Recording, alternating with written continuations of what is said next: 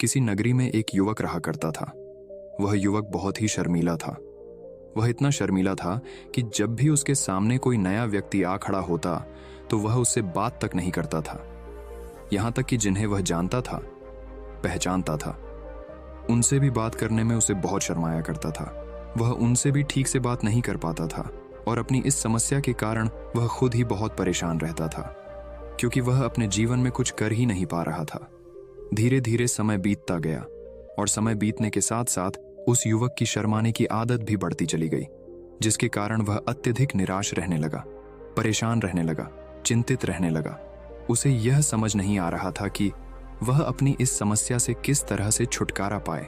उसके घर वाले भी अब उसकी इस समस्या को लेकर बहुत चिंतित रहने लगे थे। वे सोचते थे, इसका क्या होगा, ये अपने जीवन में कुछ कर पाएगा भी या नहीं। जब भी वह कहीं पर काम के लिए जाता तो लोग उसके इस सीधेपन का फायदा उठाते, उसे परेशान करते।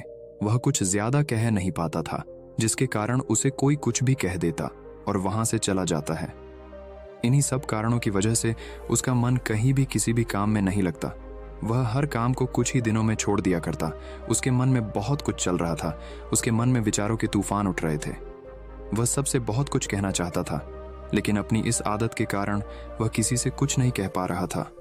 वह अंदर ही अंदर घुटता जा रहा था। सारे विचार, सारी बातें उसके मन में ही दबी पड़ी थीं। लेकिन कभी भी वह किसी से भी अपने मन की बात नहीं बताता था। जब छोटा सा बच्चा था तब उसे लोग बहुत पसंद करते थे। उसकी इस आदत को भी लोग सराहते थे।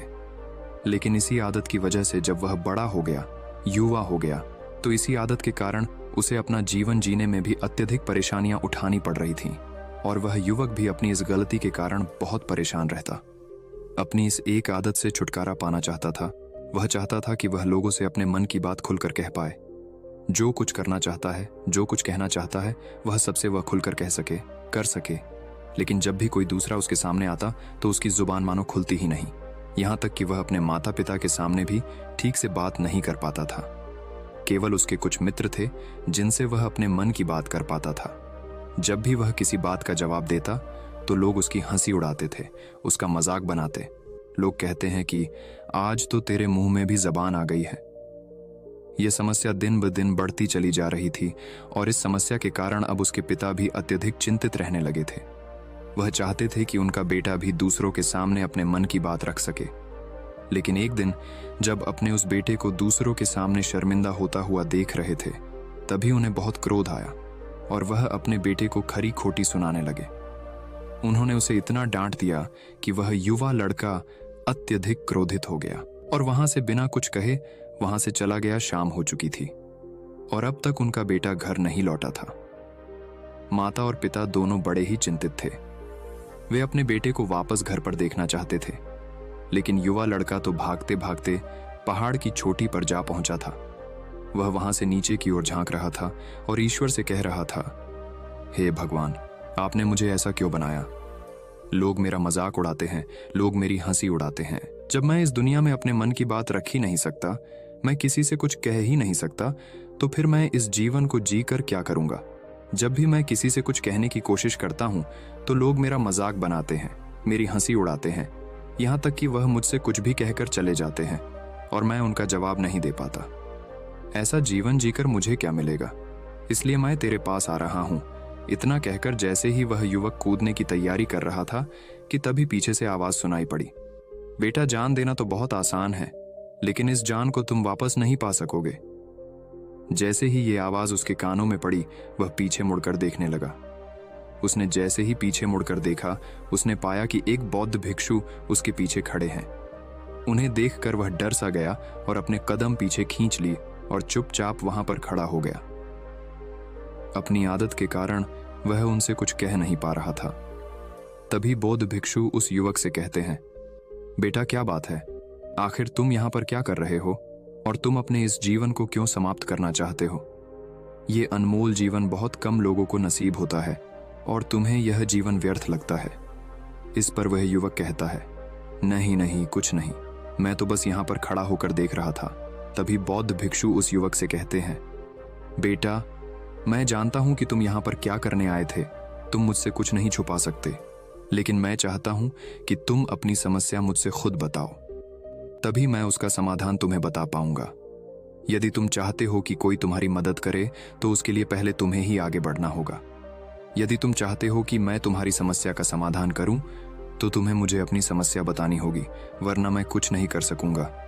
उन बौद्ध भिक्षु की यह बात सुनकर वह युवक कहता है, नहीं नहीं, मैं ठीक हूं, मैं सच कह रहा हूं। उस युवक की यह बात सुनकर बौद्ध भिक्षु उस युवक से कहते हैं, ठीक है बेटा, यदि तुम नहीं चाहते कि मैं तुम्हारी मदद करूं तो कोई बात नहीं, मैं तुम्हारी बात पर विश्वास कर लेता हूं। लेकिन तुम्हें भी मेरी एक बात पर विश्वास करना चाहिए कि मैं तुम्हारी मदद के लिए ही यहाँ पर आया हूँ। तुम चाहो तो तुम अपनी समस्या मुझे बता सकते हो और मैं तुम्हारी इस समस्या का समाधान भी अवश्य करूंगा। इसका जवाब देते हुए युवक उन बौद्ध भिक्षु से कहता है, नहीं नहीं, मैं ठीक हूं, आप जाइए।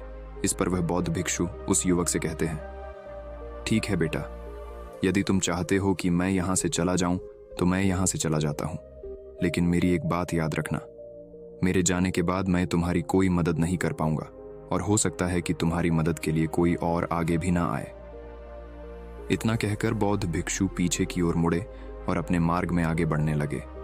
वो युवक वहीं पर खड़ा होकर ये सब देख रहा था। जैसे ही वह कुछ दूर पहुंचे तभी उस युवक ने जोर से आवाज लगाई, गुरुदेव, मेरी समस्या बहुत बड़ी है, क्या आप उसका समाधान कर सकेंगे? क्या आप मुझे उसका समाधान दे सकेंगे? यह सुनकर बौद्ध भिक्षु वहीं पर खड़े हो गए और पीछे मुड़कर उन्होंने उस युवक की बात का जवाब देते हुए कहा, बेटा, इस दुनिया में कोई भी ऐसी समस्या नहीं है जिसका कोई समाधान ना हो।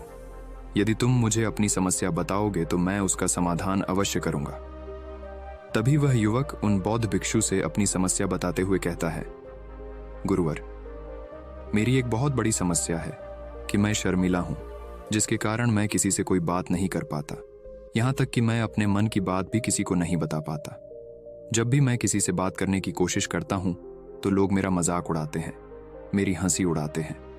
जब भी मुझे कोई खरी खोटी सुनाता है, उलटी सीधी बातें करता है, तो मैं उनका जवाब नहीं दे पाता। मैं लोगों की तरह चालाक बनना चाहता हूं, लोगों की तरह बातों का जवाब देना चाहता हूं, अपने मन की बात करना चाहता हूं। मैं इस दुनिया के साथ कदम से कदम मिलाकर आगे बढ़ना चाहता हूं। क्या इसका कोई समाधान है? उन बौद्ध भिक्षु ने उस युवक की सारी बातें ध्यानपूर्वक सुनी और फिर जवाब देते हुए कहते हैं, बेटा, जरूरत से ज्यादा शर्मीला होना, इसका अर्थ यह है कि तुम्हारे अंदर कोई डर है जिसे तुम पहचान नहीं पा रहे हो, जिसका कारण उसका समाधान करने में भी असमर्थ है। शर्म करना अलग बात है और डरना अलग। जब हमारे भीतर डर होता है तब हम कहीं भी किसी से भी कोई भी बात नहीं कर सकते।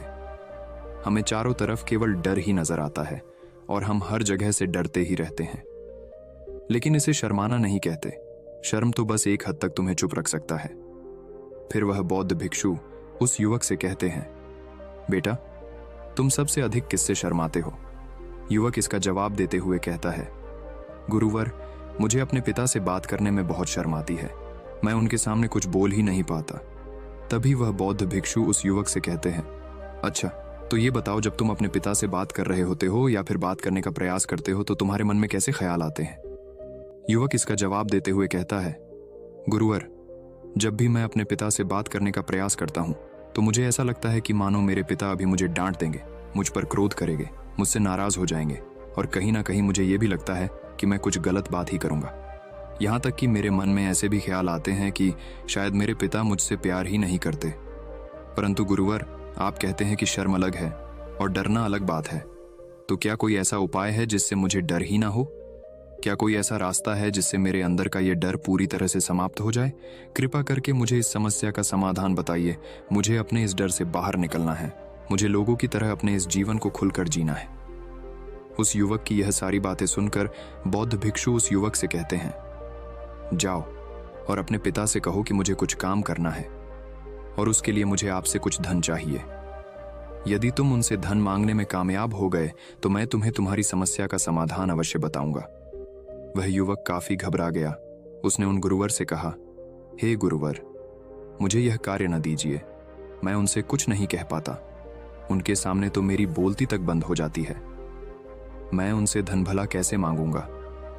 ये बात सुनकर बौद्ध भिक्षु उस युवक से कहते हैं, तब तो तुम्हारी समस्या का कोई भी समाधान नहीं है और ना ही तुम कभी भी अपने जीवन को खुलकर जी पाओगे।